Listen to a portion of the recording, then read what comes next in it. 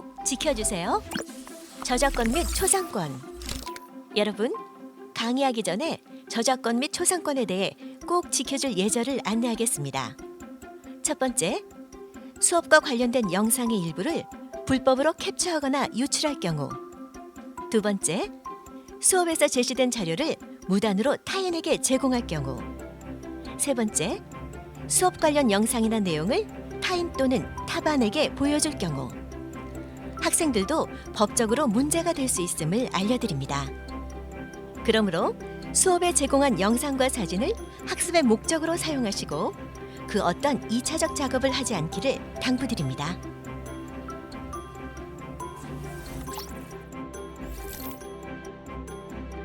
이번 시간에는 직업의 의미와 분류에 대하여 이야기를 나누어 보도록 하겠습니다.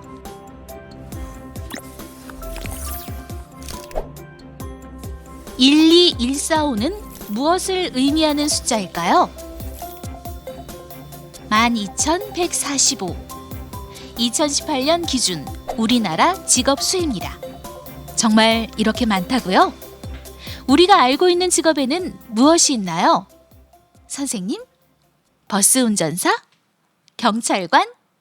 의사 등등이 있는데 말이죠. 이번 시간 학습 목표입니다. 함께 읽어볼까요? 직업의 의미를 알고 직업의 다양한 분류를 알 수 있다입니다. 첫 번째로 직업의 의미에 대하여 알아보도록 하겠습니다. 직업이라는 것이 무엇일까요? 우리의 삶 속에서의 일의 의미는 무엇이며 직업의 의미는 무엇일까요? 일이라는 것은 모든 경제적, 사회적 활동을 뜻하며 반면에 직업이라는 것은 본인 또는 가족의 생계를 유지하기 위해 일정한 기간 동안 일을 한 대가를 받으면서 정기적이며 지속적으로 하는 경제적, 사회적 활동을 말합니다. 직업이란 직분직, 업의 합성어로서 직이라는 것은 공식적으로 어떠한 위치를 나타내는 것이며 업이라는 것은 구체적인 어떠한 활동을 나타내는 것입니다. 직업의 의미에는 자아실현의 수단으로서의 의미, 경제적 안정을 위한 수단으로서의 의미, 사회활동 참여의 수단으로서의 의미를 가지고 있습니다. 직업의 첫 번째 의미는 자아실현의 수단입니다. 본인의 흥미와 적성에 맞는 직업활동을 통해 직업활동의 만족과 보람을 느끼며 본인을 성장 및 발전시켜 자아를 실현할 수 있어야 합니다. 예를 들어 의상 디자인에 관심이 많은 사람이 의상 디자이너 일을 하면서 본인의 꿈을 이루어가는 것입니다. 직업의 두 번째 의미는 경제적 안정을 위한 수단입니다. 직업활동을 통해 받는 금전적인 대가를 통해 본인 및 가족 생활에 필요한 수입이 되어야 하며 이 수입을 통해 생계 유지 및 경제적 안정이 되어야 합니다. 직업의 세 번째 의미는 사회활동 참여의 수단입니다. 직업활동을 통해서 사회의 구성원으로서의 역할을 하면서 원만한 사회생활 및 봉사활동에 참여할 수 있는 기회를 제공할 수 있어야 합니다.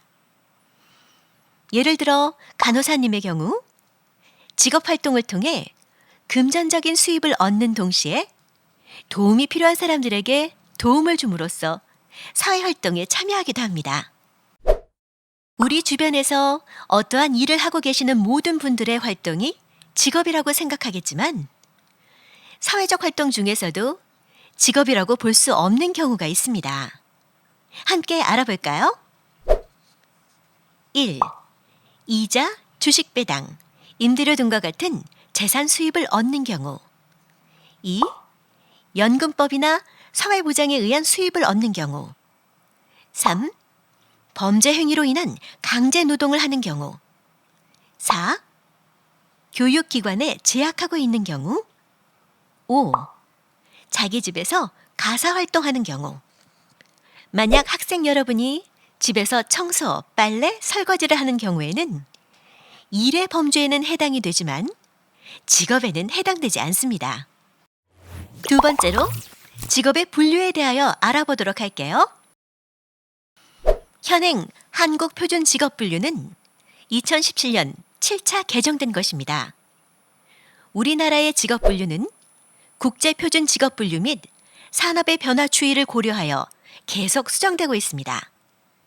함께 10가지 직업분류를 살펴볼까요? 첫 번째, 관리자 분류에는 국회의원, CEO 등이 있고, 두 번째, 전문가 및 관련 종사자에는 무엇무엇 연구원, 무엇무엇 기술자, 무엇무엇 의사 등이 있습니다. 나머지 항목을 보시면 3. 사무 종사자 4. 서비스 종사자 5. 판매 종사자 6. 농림어업 숙련 종사자 7. 기능원 및 관련 기능 종사자 8. 장치 기계 조작 및 조립 종사자 9. 단순 노무 종사자 10. 군인으로 나누어서 볼 수 있습니다. 10번째 군인에는 직업 군인도 있지만 일반적으로 일반 사병도 해당이 됩니다. 그럼 선생님은 직업 분류 중에서 어느 곳에 해당될까요?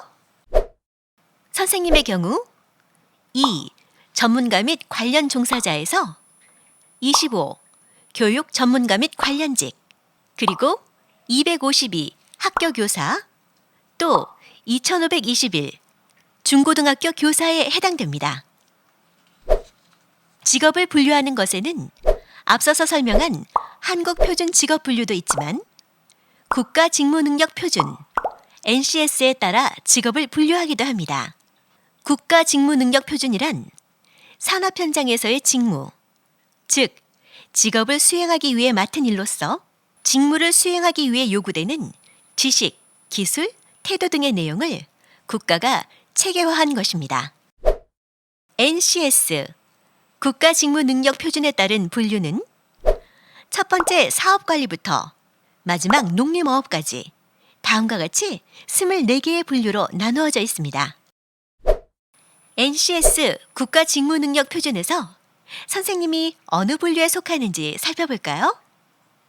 선생님의 경우 네 번째 교육자연사회과학에서 01 학교교육 안에서 01 학교교육 그리고 03 중등교육에 해당됩니다. 여러분이 평소에 관심을 가지고 있는 직업이 어느 분류에 해당되는지 살펴보시기 바랄게요. 오늘 배운 내용을 점검해 볼까요? 직업인 인터뷰 영상을 통해 여러분이 관심 있는 직업에 대하여 좀 더 알아보도록 할게요.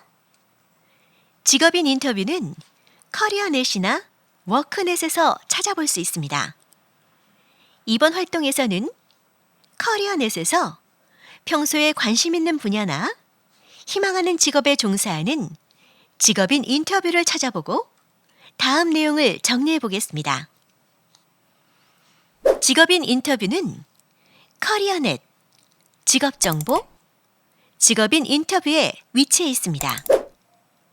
여러분도 실제로 커리어넷에 접속해서 관심 있는 직업인 인터뷰 영상을 찾아볼까요? 커리어넷에서 다양한 직업인들의 영상을 보셨나요? 그 중에서 여러분이 관심 있는 직업인의 영상을 보신 후 활동지 질문에 맞게 정리해 주시기 바랍니다. 만약 관심이 있는 직업이 없다면 가장 흥미롭게 생각되는 직업을 선택하여 활동해 주시면 됩니다. 직업의 의미에는 자아 실현의 수단, 경제적 안정을 위한 수단, 사회활동 참여의 수단이 있었습니다. 직업의 분류는 한국표준직업분류, 국가직무능력표준 NCS를 기준으로 나누어 볼 수 있었습니다. 오늘 학습한 내용을 바탕으로 여러분이 꿈꾸고 있는 직업에 대한 깊은 이해가 되는 시간이 되었으면 합니다.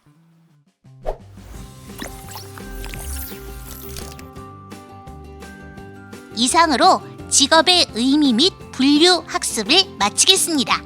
수고하셨습니다.